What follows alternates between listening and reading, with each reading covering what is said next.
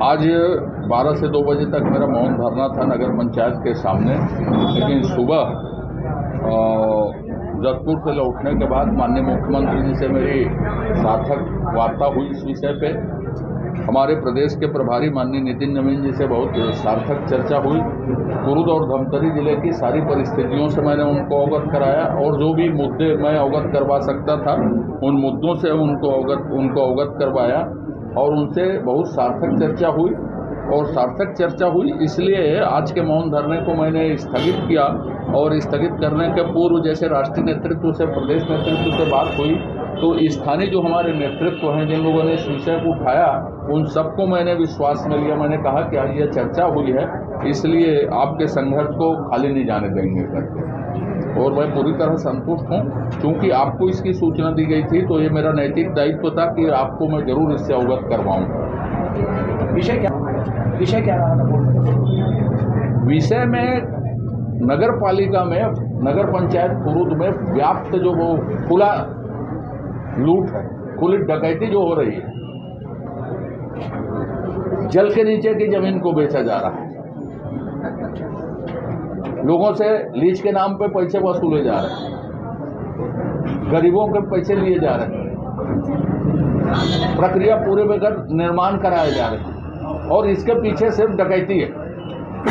तो कुरुद में जहां विष्णुदेव का शासन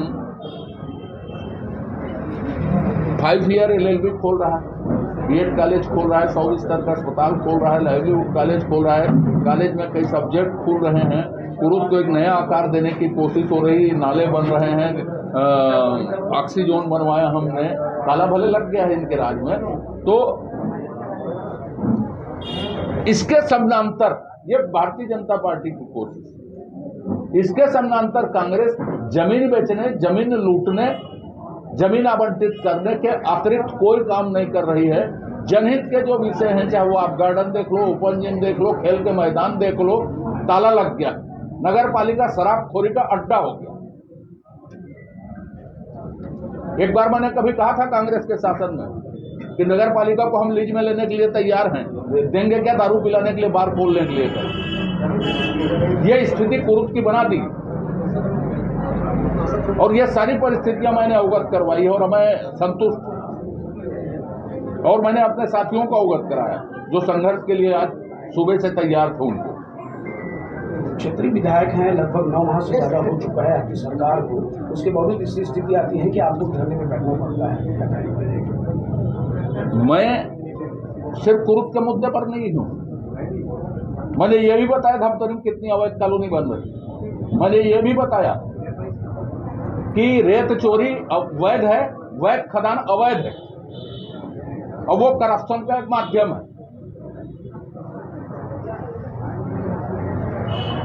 हम अवैध माइनिंग के खिलाफ जनादेश हमको मिला तो ये गलती शासन की नहीं, जिनको एग्जीक्यूट करना है उनकी गलती, और इसलिए एग्जीक्यूशन होगा ये विश्वास हमको नेतृत्व के द्वारा मिला। जैसे कद्दावर नेता इस विधानसभा में आते हैं, वहाँ अवैध तरीके से कई रेत खदान, रोड खराबे और विकास की गंगा जिस हिसाब से बहती थी वो आज विकास की गंगा नजर नहीं आ रही। साथ ही आपके विधानसभा के कई गांवों में इसी आपके प्रश्न के पहले मैंने खुले तौर पर इस बात को स्वीकार किया कि अवैध माइनिंग वैध है, यहाँ वैध माइनिंग अवैध, और ये उगाही का तरीका है और इसको स्थानीय शासन को देखना, और इसलिए मैंने ये सारी बातें माननीय मुख्यमंत्री जी को अवगत कराई और मैं उनसे हुई बातचीत से पूरी तरह संतुष्ट हूं। माननीय नितिन नवीन जी से जो बातचीत हुई उनसे पूरी तरह संतुष्ट हूं। ये सारे आरोप निराधार हैं और ये विधायक जी खुद अपने दिल में हाथ रख के पूछे कि सच्चाई क्या है। हमने जब से मैं नगर पंचायत अध्यक्ष बना हूँ तब से कुरुद के विकास के लिए लगातार सतत मैं प्रयासरत हूँ और मैं पारदर्शिता के साथ पूरा काम किया हूँ। और पहले जब इनकी सरकार थी तो इन्होंने जो भ्रष्टाचार किए उसके फाइल मेरे पास रखे हुए हैं और जितने भी ये भ्रष्टाचार किए हैं नगर पंचायत में, उनकी एक एक फाइल मैं पब्लिक के पास ले जाऊंगा। मैं पहले ये कॉम्प्लेक्स मुंह में ही बांट देते थे, कभी इन्होंने बोली नहीं लगवाई। और हमारे कार्यकाल में हम 36 लाख, 35 लाख, 40 लाख में एक एक कॉम्प्लेक्स बेचे हैं। नगर पंचायत की आय में वृद्धि हुई है और नगर पंचायत एक सबसे सक्षम नगर पंचायत के रूप में कुरुद आज प्रथम नगर पंचायत है, जो सबसे सक्षम नगर पंचायत है। अपने कर्मचारियों को पैसा सही पर देते हैं, चाहे शासन से पैसा आए चाहे ना आए। हम सारा विकास, चाहे रोड हो, नाली हो, वो हम नगर पंचायत के निधि से कर देते हैं, शासन के पैसे का इंतज़ार नहीं करते। और जहाँ तक विधायक जी बोल रहे हैं कि कुरुद नगर पंचायत में डकैती हो रही है, लूट हो रही है, तो वो सबसे बड़े डकैत तो विधायक जी हैं।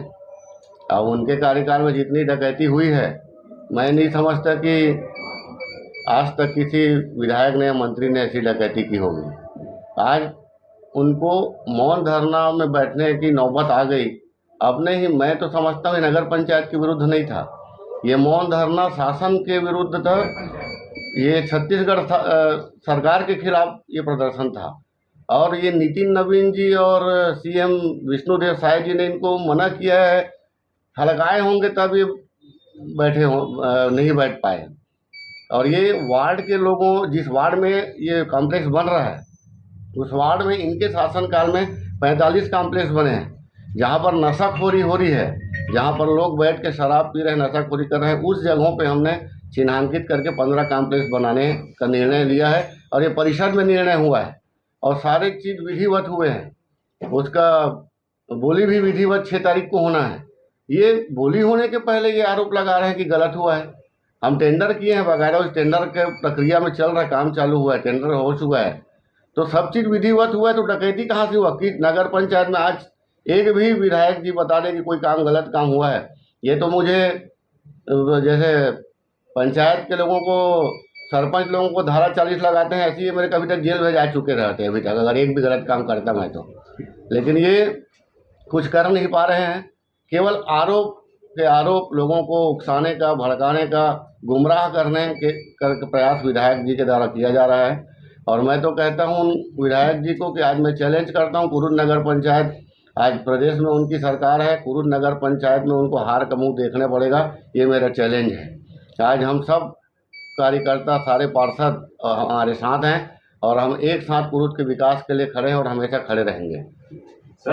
ये सरकारी ज़मीन नहीं है, ये नगर पंचायत की ज़मीन है।